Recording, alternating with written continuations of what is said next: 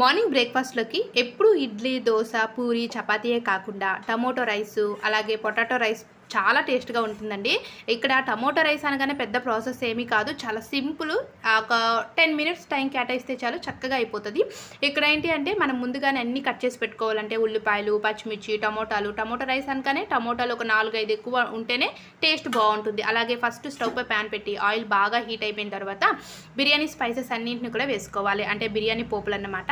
మొత్తం వేసుకొని జీలకర్ర, ధనియాలు కూడా వేసుకోండి. అలాగే ఒక ఉల్లిపాయ అయితే నేను కట్ చేసి పెట్టుకున్నాను. ఉల్లిపాయ, పచ్చిమిర్చి 2 కూడా బాగా ఫ్రై అయిపోయిన తర్వాత క్యారెట్స్, అలాగే మనకు వెజిటేబుల్స్ మీరు పొటాటో కూడా యాడ్ చేసుకోవచ్చు. నేనైతే క్యారెట్స్ ఒకటే యాడ్ చేశాను. క్యారెట్స్ అలాగే చిక్కుడుకాయలు ఉంటాయి కదండి, చిన్న చిన్న పీసెస్గా కట్ చేసేసి అవి కూడా వేసేసి బాగా ఫ్రై అయిపోయిన తర్వాత అన్నం ముందుగానే వాడ్చి పెట్టుకున్నాను. ఇలా వాడ్చిన అన్నం పొడి పొడిగా ఒక ప్లేట్లోకి తీసుకొని మొత్తాన్ని కూడా అందులో వేసేసి ఉప్పు టేస్ట్కి తగ్గట్టుగా వేసుకుంటే చాలా బాగుంటుంది. టేస్ట్ అదిరిపోతుంది. వీడియో నచ్చితే లైక్ చేయండి.